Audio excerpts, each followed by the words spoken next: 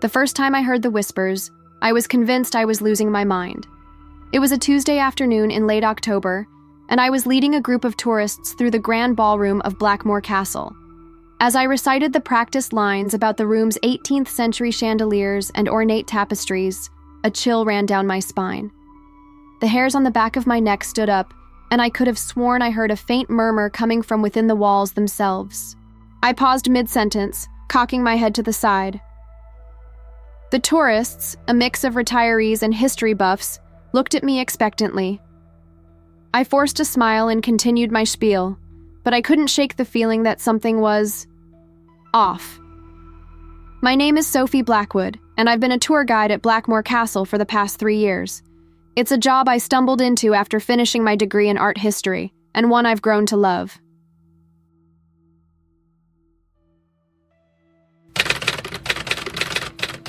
The castle, with its labyrinthine corridors and centuries of history, has always felt like home to me.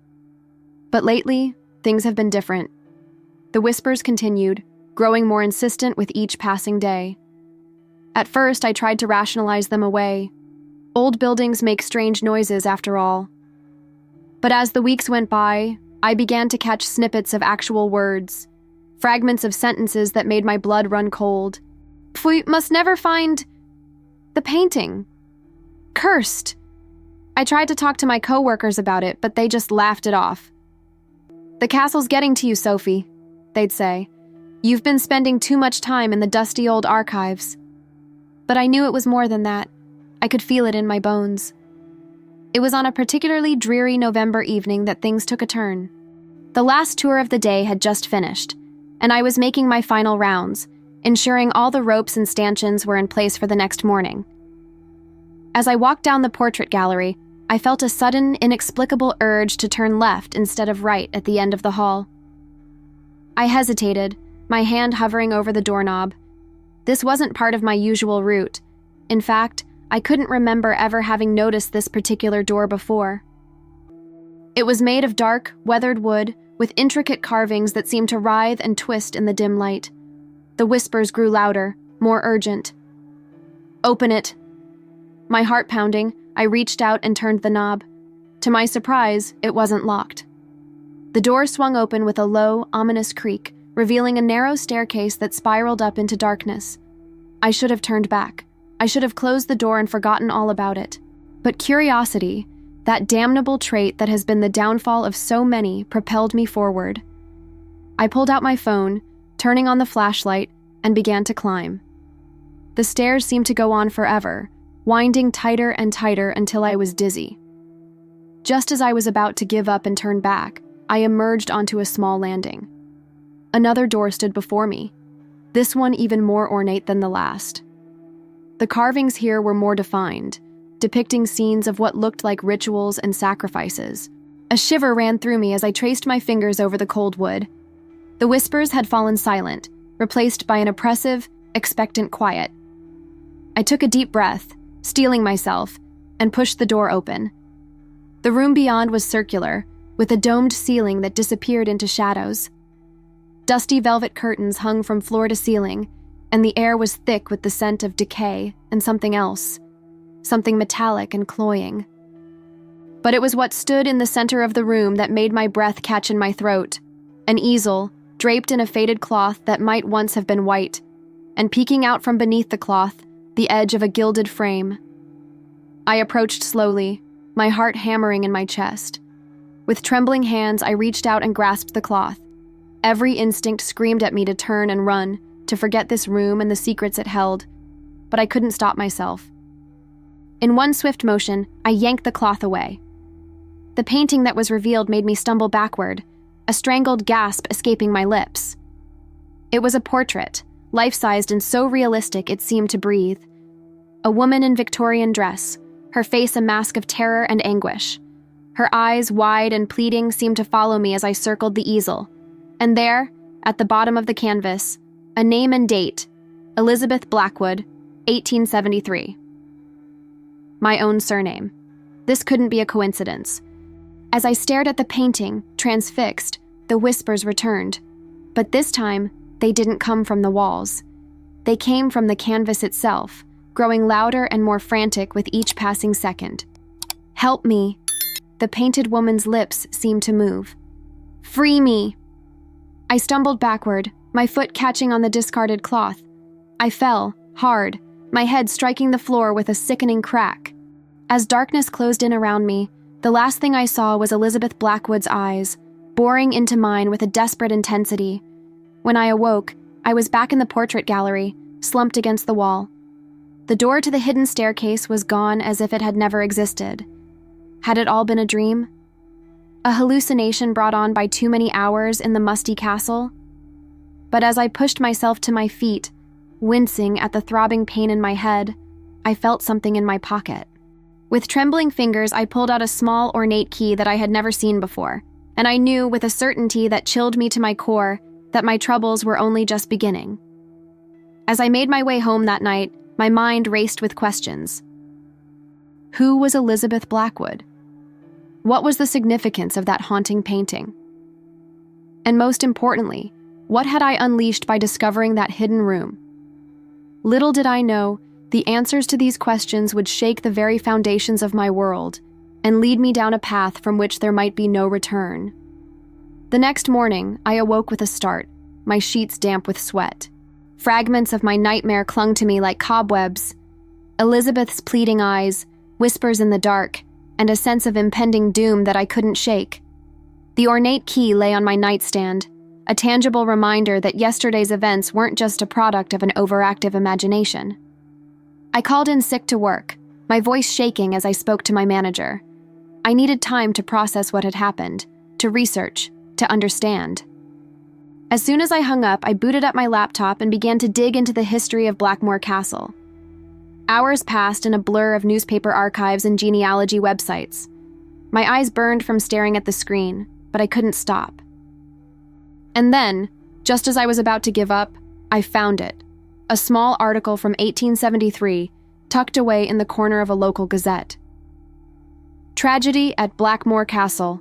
Lady Elizabeth Blackwood, wife of Lord Henry Blackwood, disappeared under mysterious circumstances last night. Lord Blackwood claims his wife suffered from melancholia and may have wandered off in a state of confusion. Search parties have been organized, but hopes are dwindling as the days pass. My heart raced as I read the article over and over. Elizabeth Blackwood, the woman in the painting, hadn't just died. She had vanished without a trace, and something about Lord Henry's explanation felt off, a rehearsed lie that had fooled the papers but not my instincts. I dug deeper, cross-referencing dates and names. To my shock, I discovered that Lord Henry had remarried barely a year after Elizabeth's disappearance to a woman named Victoria. They had a son, Thomas, who went on to inherit the castle. Thomas Blackwood was my great-great-grandfather. The realization hit me like a physical blow. I wasn't just some random tour guide who had stumbled upon a mystery. I was connected to this, by blood and by name.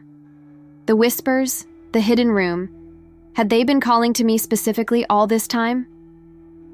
As night fell, I knew I couldn't stay away from the castle any longer. I had to go back, had to see the painting again. This time, I'd be prepared. I packed a bag with a flashlight, my phone charger, and a small digital camera. As an afterthought, I grabbed an old leather-bound journal that had belonged to my grandmother.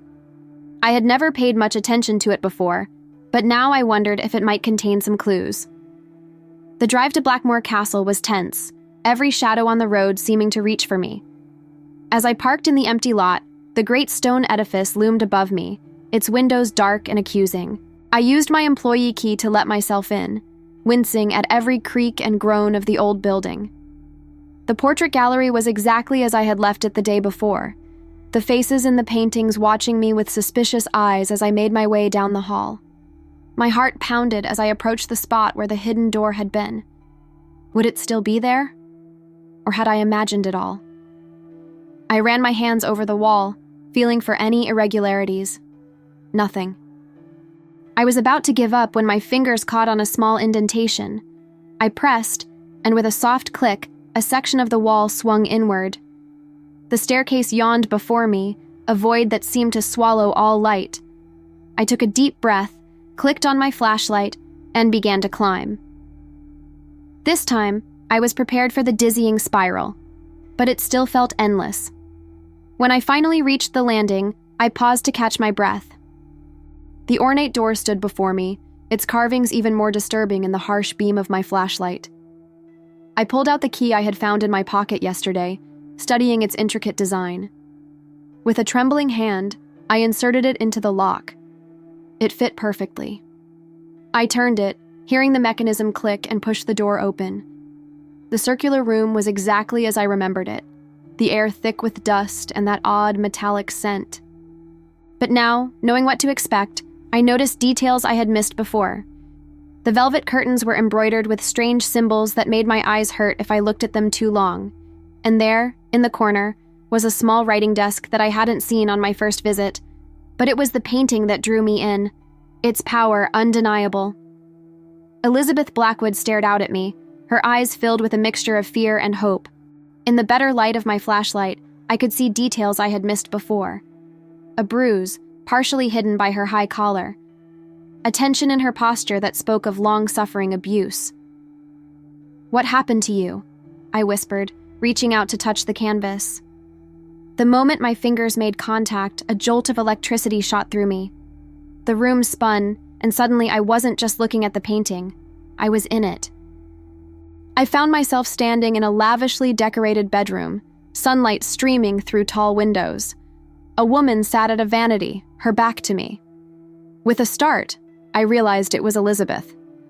She turned, and for a moment I thought she was looking right at me, but her gaze went through me, focusing on something behind me. I spun around and saw a man entering the room, tall, handsome, with cold eyes that made me shiver. "Henry," Elizabeth said, her voice trembling. "Please, I beg you, reconsider this madness." Lord Henry Blackwood's face twisted into a sneer. "Madness? My dear, what I am about to do will grant us power beyond your wildest dreams. Immortality, Elizabeth. Can you not see the gift I'm offering you?" "At what cost?" Elizabeth cried. "The things you've done, the people you've hurt, it's evil, Henry, pure evil." Henry's hand shot out, gripping Elizabeth's arm so tightly that she gasped in pain. "You will not interfere," he hissed. "Tonight, when the stars align, I will complete the ritual, and you, my dear wife, will play a crucial role." The scene faded, and I found myself back in the hidden room, gasping for air. I stumbled backward, my mind reeling from what I had just witnessed. It wasn't just a vision or a hallucination. It had felt real, as if I had actually been there in 1873. As I tried to make sense of what had happened, my eyes fell on the writing desk in the corner. Something compelled me to approach it, to open its drawers. Inside, I found a stack of yellowed papers covered in spidery handwriting. I recognized it immediately. It was the same handwriting as in my grandmother's journal. With shaking hands, I began to read, and as I did, the true horror of what had happened in this castle began to unfold. Lord Henry Blackwood hadn't just been a cruel husband, he had been dabbling in dark, forbidden magic. And Elizabeth, my ancestor, had paid the ultimate price for his ambitions. But the most chilling revelation was yet to come. As I read the final page, I realized with growing dread that the evil that had been unleashed in 1873 wasn't confined to the past. It was very much alive, and it had been waiting for someone like me, someone of Blackwood blood, to awaken it once more. I heard a noise behind me, footsteps on the stairs. My heart leapt into my throat. I wasn't alone in the castle anymore, and somehow, I knew that whoever was coming up those stairs was not here to help me. As the footsteps grew closer, I frantically looked around the room for a place to hide, but there was nowhere to go, nowhere to run. The painting of Elizabeth seemed to watch me with growing urgency, her eyes pleading for something. Help? Understanding? Or was she warning me? The door handle began to turn, and I braced myself for whatever was about to come through. Little did I know, this was only the beginning of a night that would change my life, and perhaps the fate of the world, forever. The door creaked open, and I held my breath, pressing myself against the wall beside the writing desk. My fingers closed around a heavy paperweight, ready to defend myself if necessary. But the figure that stepped into the room wasn't the menacing presence I had expected. It was old Tom, the castle's caretaker. His weathered face was etched with concern as his eyes swept the room, finally landing on me. "Miss Sophie," he said, his voice a mixture of relief and worry. "I thought I might find you here." I lowered the paperweight, my heart still racing. "Tom, what are you doing here?" He sighed heavily, suddenly looking every one of his 70-odd years.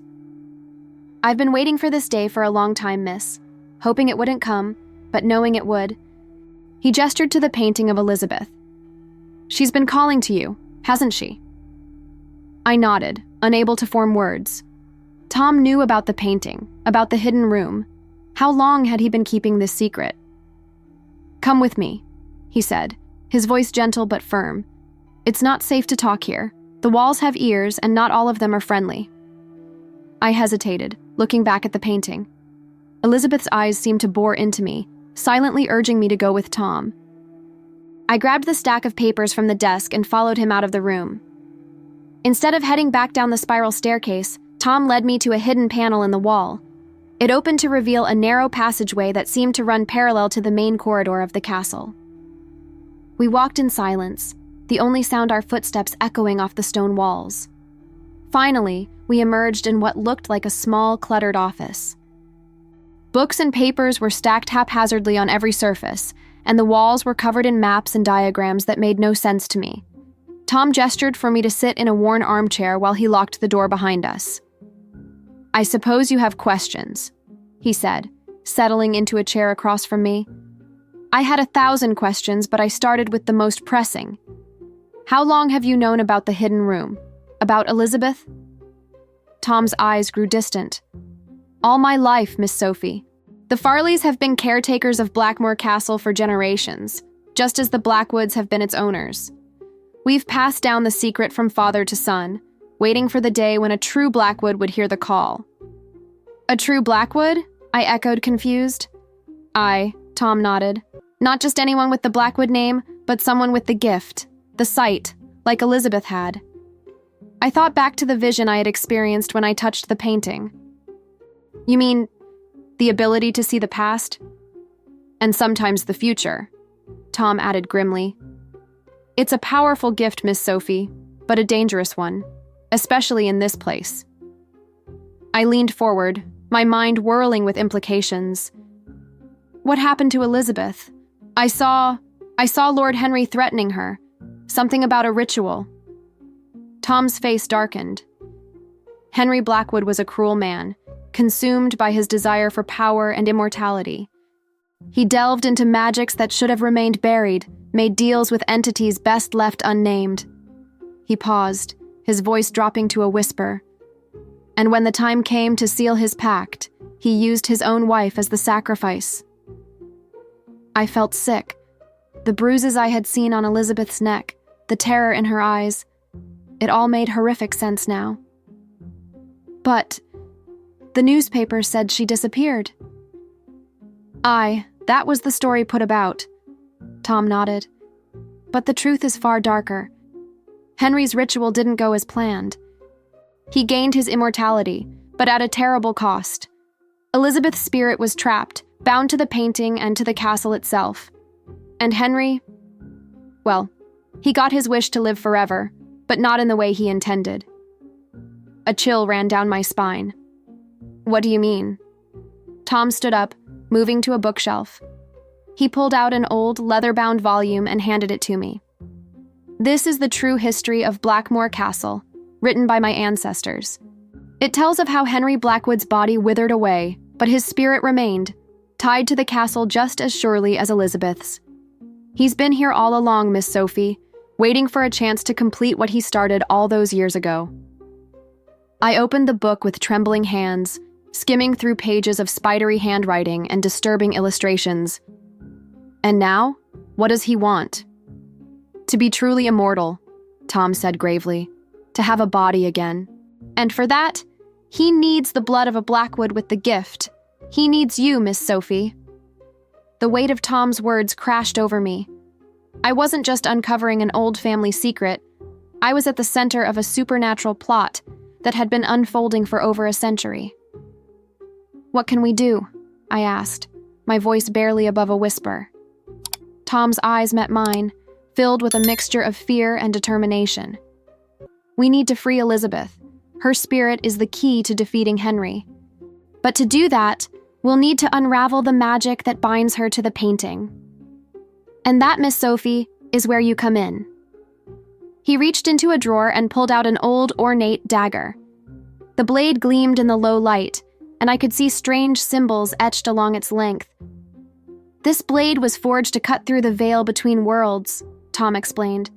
"With your gift and your Blackwood blood, you might be able to use it to free Elizabeth."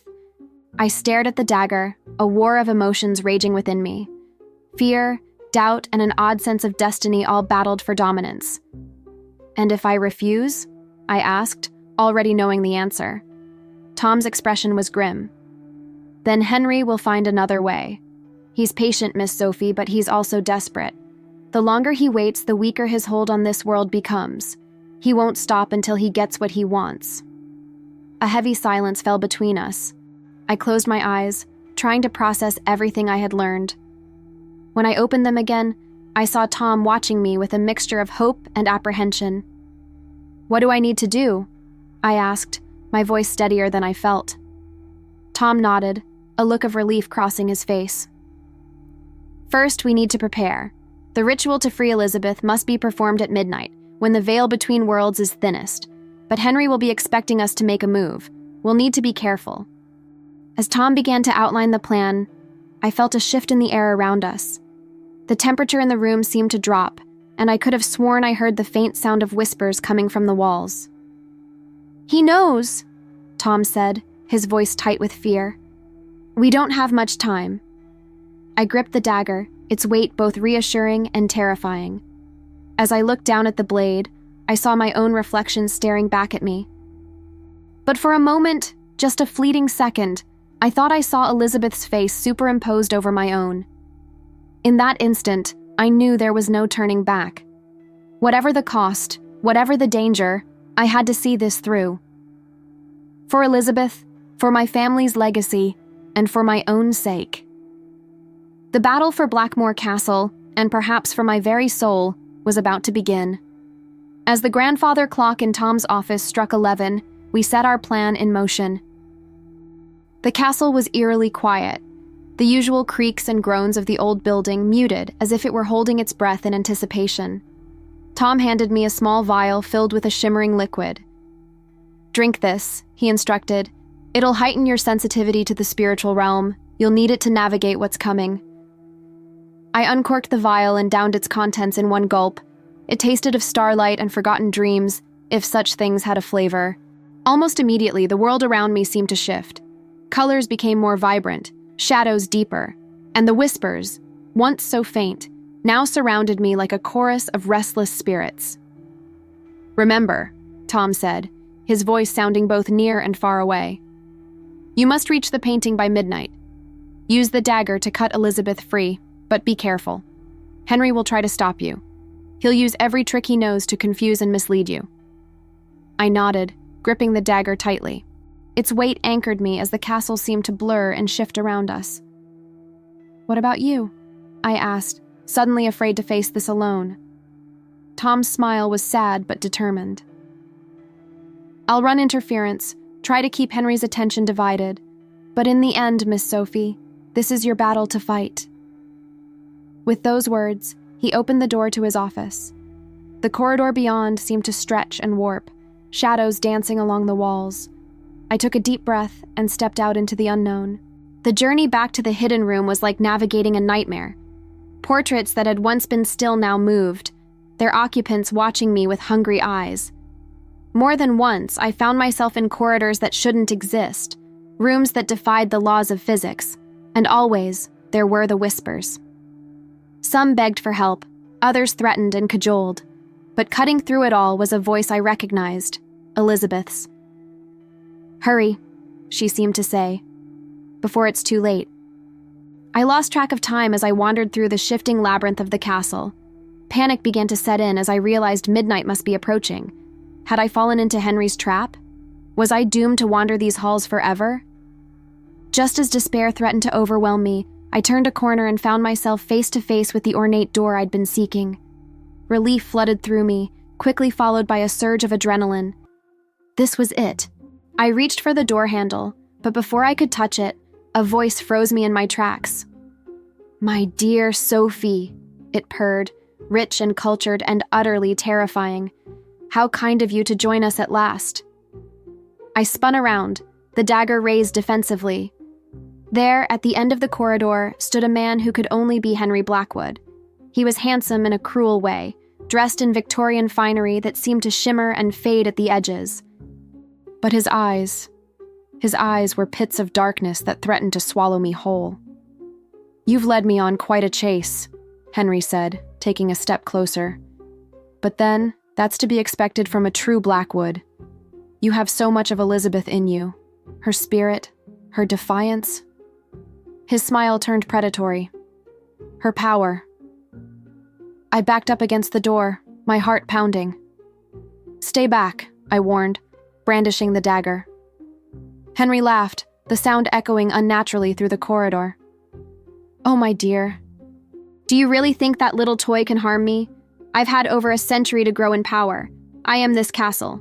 I am eternity itself." As he spoke, the walls seemed to come alive, reaching out with grasping shadows. I felt them tugging at my clothes, my hair, trying to pull me away from the door.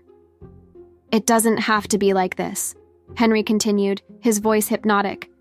"Join me, Sophie. With your power and my knowledge, we could rule over life and death itself. Isn't that preferable to dying alone in the dark?" For a moment, just a moment, I faltered. The promise of power, of transcending death itself, was intoxicating. But then I heard another whisper, faint but clear. Elizabeth's voice, filled with desperation and hope. "Sophie, please." That snapped me out of it. With a cry of defiance, I plunged the dagger into the door behind me. There was a sound like reality itself tearing, and suddenly I was falling backward into the hidden room. I scrambled to my feet, taking in the scene before me. The painting of Elizabeth dominated the room as always, but now it seemed to glow with an inner light. And there, superimposed over the canvas like a ghostly double exposure, was Elizabeth herself. "Sophie," she said, her voice stronger now. "You came." "How touching," Henry's voice dripped with sarcasm as he materialized in the room. "A family reunion. But I'm afraid it's time to cut this short." He raised his hand, and I felt an invisible force begin to crush my throat. Spots danced before my eyes as I struggled to breathe. The dagger slipped from my grasp, clattering to the floor. "Sophie!" Elizabeth cried out. "The dagger! Use it now!" With the last of my strength, I lunged for the fallen weapon. My fingers closed around the hilt, just as the clock began to strike midnight. Henry's eyes widened in sudden fear. "No!" he roared, lunging toward me. But it was too late. As the final chime rang out, I slashed the dagger across the painting. There was a blinding flash of light, a scream that seemed to come from everywhere and nowhere, and then silence. As my vision cleared, I saw Elizabeth standing before me, no longer trapped within the canvas. She smiled, radiant and free. "Thank you," she whispered. But our relief was short-lived. Henry's enraged howl shook the very foundations of the castle. The room began to crumble around us as his centuries-old power lashed out in one final destructive tantrum. "We have to get out of here," I shouted, grabbing Elizabeth's hand. To my surprise, it was solid and warm. As we raced through the disintegrating castle, dodging falling debris and fleeing shadows, I realized that this was far from over. We had won a battle, but the war against Henry's lingering evil had just begun. We burst out of the castle just as it collapsed behind us, the once proud structure crumbling into dust. As the dust settled, I turned to Elizabeth, 1,000 questions on my lips. But before I could speak, she began to fade. "Our time is short," she said urgently. "Henry is weakened but not defeated. The key to ending this lies in the past. You must—" But before she could finish, she vanished completely, leaving me alone in the pre-dawn light. I sank to my knees, exhausted and overwhelmed. The dagger lay beside me, its blade now etched with new cryptic symbols. As I picked it up, I knew with grim certainty that my journey was far from over. The sun rose over the ruins of Blackmoor Castle, marking the end of one chapter and the beginning of another. Whatever challenges lay ahead, whatever secrets still lurked in the shadows of my family's past, I knew I had no choice but to face them. For Elizabeth, for myself, and for the future of the Blackwood line, I would see this through to the end, no matter the cost. The weeks following the collapse of Blackmoor Castle passed in a blur of police interviews, media frenzy, and sleepless nights. I stuck to a carefully crafted story about a structural failure in the old building, corroborated by Tom's expert testimony as the castle's longtime caretaker. But the truth weighed heavily on me, a secret burning in my chest. Elizabeth's final words haunted me. The key to ending this lies in the past. But what did that mean? And how could I possibly uncover secrets buried for over a century? It was on a particularly restless night, as I pored over the few documents I'd managed to salvage from the hidden room, that I made a breakthrough. Among the papers was a faded photograph I hadn't noticed before. It showed a young woman who could only be Elizabeth, standing in front of a grand manor house I didn't recognize. On the back, in faint pencil, was written, Ravenscroft Estate, 1870. My heart raced. Ravenscroft. I'd heard that name before. With trembling hands, I opened my grandmother's journal, flipping through the pages until I found what I was looking for. There, in a brief entry, she mentioned visiting cousins at Ravenscroft Estate as a child. It wasn't much, but it was a lead. The next morning, I called Tom. Ravenscroft Estate? He mused when I explained my discovery. I've heard of it. It's about 100 miles north of here. Been abandoned for decades, if I remember correctly. I need to go there, I said, surprised by the intensity in my own voice. Will you come with me? There was a long pause on the other end of the line. When Tom spoke again, his voice was heavy with resignation. I thought this might be over, Miss Sophie, but I suppose that was wishful thinking. I'll come. Someone needs to keep an eye on you after all. 2 days later, we set out for Ravenscroft Estate. The drive was tense, filled with a sense of foreboding that grew stronger with each mile. As we approached our destination, the landscape seemed to change. The rolling hills gave way to dense, dark forests. The sky, which had been clear when we set out, grew overcast and threatening. Ravenscroft Estate loomed before us, a decrepit shadow of its former grandeur. Ivy choked the crumbling stone walls, and most of the windows were boarded up or broken. As we stepped out of the car, I felt a familiar chill run down my spine. This place was old, yes, but there was something more.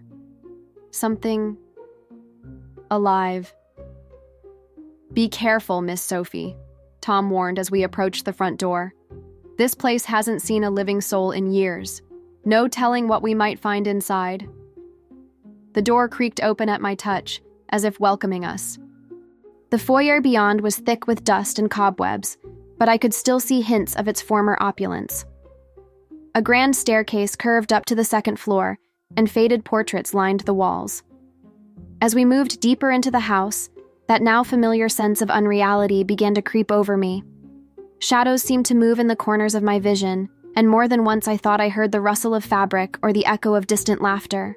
We should split up, I suggested, my voice sounding strangely muffled in the heavy air. We'll cover more ground that way. Tom looked uneasy but nodded. Just be careful, and take this. He handed me an old, tarnished pocket watch. It's been in my family for generations. They say it can warn of danger. If it starts to get warm, get out of there fast. I slipped the watch into my pocket and headed upstairs while Tom explored the ground floor. The upper hallway stretched out before me, doors lining both sides. I tried each one, finding mostly empty bedrooms and storage closets. But the last door was different. As I approached it, I felt a pull, an urge to open it that was almost overwhelming. The pocket watch in my pocket began to grow warm, but I barely noticed. My hand was on the doorknob before I even realized I'd moved. The room beyond was a study, surprisingly well preserved compared to the rest of the house. A large desk dominated the space, its surface covered in papers and strange artifacts. But it was the painting above the fireplace that drew my attention. It was Elizabeth, but not as I had seen her before. Here, she looked younger, happier. And next to her stood a man I didn't recognize, his arm around her waist. They both smiled out of the canvas, frozen in a moment of joy. As I stared at the painting, the room around me began to fade. The air shimmered, and suddenly I was no longer alone. Elizabeth stood before me, but this time she wasn't a ghost or a memory. She was solid, real, dressed in the same clothes she wore in the painting, and next to her was the man from the portrait. "Sophie," Elizabeth said, her voice filled with a mixture of relief and urgency. "You found us." I don't understand," I stammered, looking between them. "What's happening? Who is this?" The man stepped forward, his eyes kind but sad. "My name is James Ravenscroft. I am Elizabeth's true love." Elizabeth took his hand, squeezing it tightly. "James and I were to be married before Henry Blackwood came into my life. My father owed him a great debt, and to settle it, he offered my hand in marriage." "But why are you here?" I asked, my mind reeling. "And how can I see you like this?" "This room exists outside of time," James explained. "A bubble of reality, preserved by love and magic. It's here that we've waited, hoping someone would come who could set things right." Elizabeth's eyes met mine, filled with a desperate hope. "Sophie, you're the key. Your blood, your power. It's the missing piece we need to undo Henry's curse once and for all." The pocket watch in my pocket was now burning hot, a clear warning of danger. But I couldn't turn away. Not now, when I was so close to answers. "What do I need to do?" I asked, my voice steadier than I felt. James moved to the desk, picking up an ornate dagger that looked eerily similar to the one I had used to free Elizabeth's spirit. "With your blood freely given and our combined power, we can create a ritual that will not just banish Henry, but erase him from existence entirely." I hesitated, my hand involuntarily moving to cover the pocket with the watch. Something felt off, a nagging doubt I couldn't quite place. "And what happens to you? To Elizabeth?" A flicker of something passed over James's face. Annoyance? Impatience? But it was gone so quickly I thought I might have imagined it. "We'll be free," Elizabeth said, her voice soft and pleading. "Free to be together, as we always should have been. Please, Sophie, help us." I looked between them, these ghosts from the past who held my future in their hands. The weight of destiny pressed down on me, urging me to act. But still, that small voice of doubt persisted. As James held out the dagger, handle first, I realized I was facing the most important decision of my life. Whatever I chose in this moment would have consequences that would echo through time itself. With a deep breath, I reached out my hand. My fingers hovered just inches from the dagger's hilt, the weight of the moment pressing down on me like a physical force. Time seemed to slow, each heartbeat stretching into eternity. In that suspended moment, a cascade of thoughts and instincts flooded through me. The pocket watch burned against my thigh, its warning impossible to ignore. I thought of Tom's words of caution, of the whispers in the walls of Blackmoor Castle, and suddenly, with crystal clarity, I understood. I jerked my hand back, stumbling away from James and Elizabeth. "No," I said, my voice shaking but firm. "This isn't right." James's face darkened, the kindness in his eyes replaced by something cold and calculating. "Don't be foolish, girl. This is your destiny." "Sophie, please," Elizabeth pleaded, reaching out to me. But now that I was looking, really looking, I could see the flaws in the illusion, the way her edges seemed to blur, the unnatural stillness of her chest. "You're not Elizabeth," I said, backing towards the door. "Neither of you are who you claim to be." The room around us began to waver, reality bleeding at the edges. James, or whatever was wearing his face, snarled, all pretense of humanity falling away. "You ungrateful little wretch! Do you have any idea what you're throwing away?" I felt a surge of power building in the air, dark and oppressive. The dagger in James's hand began to glow with an unholy light. In that moment, I knew with terrifying certainty that if that blade touched me, all would be lost. Just as James lunged forward, the door behind me burst open. Tom rushed in, his eyes wide with fear and determination. "Sophie, duck!" I dropped to the floor as Tom threw something over my head. There was a blinding flash of light, a screech of inhuman rage, and then silence. When my vision cleared, I saw Tom standing over me, offering his hand. The room was empty, no sign of James or the false Elizabeth. But the air still crackled with residual energy, and I could feel malevolent eyes watching from just beyond the veil of reality. "Are you all right, Miss Sophie?" Tom asked as he helped me to my feet. I nodded, my legs shaky but holding. "How did you know? How did you find me?" Tom held up a matching pocket watch to the one he'd given me. "This one grows cold when its pair is in danger. I knew something was wrong the moment I felt it." He looked around the room, his expression grim. "We need to leave. Now. This isn't over." We hurried out of Ravenscroft Estate, the house seeming to groan and shift around us as we fled.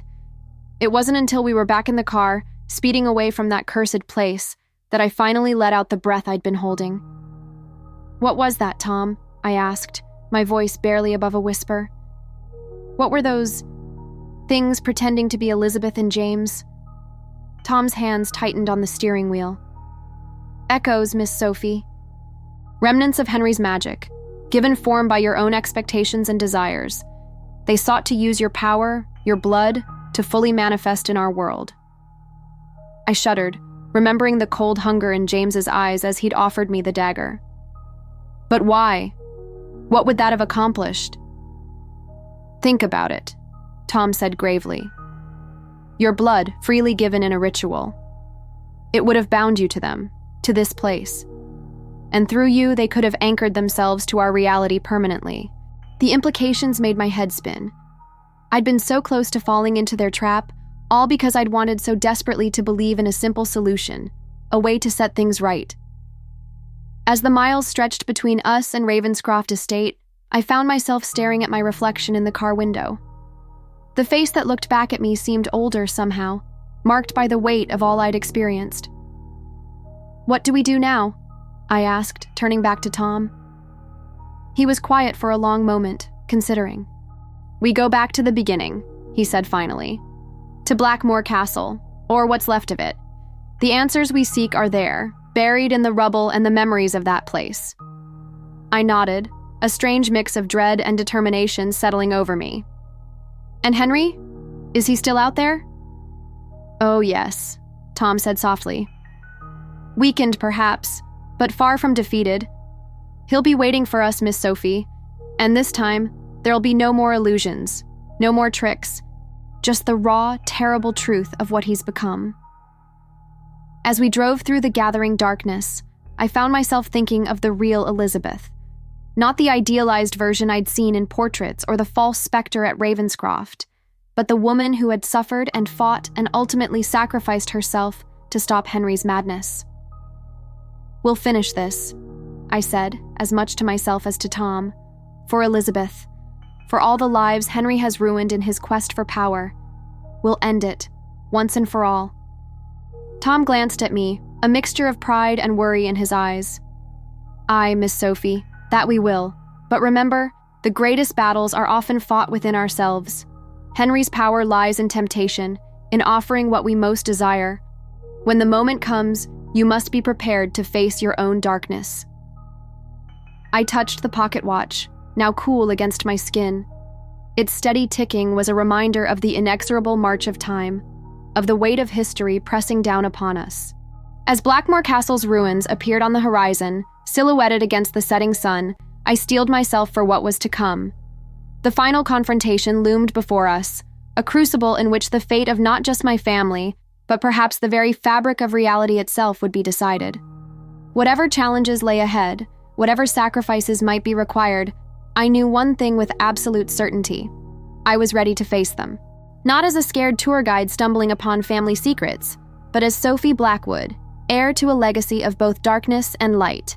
The end was near, and with it, perhaps, a new beginning. As our tale draws to a close, dear reader, we leave Sophie and Tom on the precipice of their final battle. What challenges await them in the ruins of Blackmoor Castle? Will Sophie find the strength to resist Henry's temptations and put an end to the curse that has haunted her family for generations? The answers to these questions lie in the realm of imagination, waiting to be explored. Perhaps you, in the quiet moments of the night, will continue this story in your mind. What would you do in Sophie's place? How would you face the darkness that lurks in the shadows of your own family history? If you've enjoyed this journey into the mysterious world of the Blackwoods, I invite you to share your thoughts and theories. What do you think will happen next? And more importantly, what hidden stories lie waiting to be discovered in your own life? Until our next adventure in the realms of mystery and imagination, keep your eyes open, your mind curious, and your spirit ready for the unexpected. For in the end, it is our choices that define us, and our courage that lights the way through the darkest of nights. Sweet dreams, dear reader. And remember, sometimes the greatest mysteries are the ones we carry within ourselves.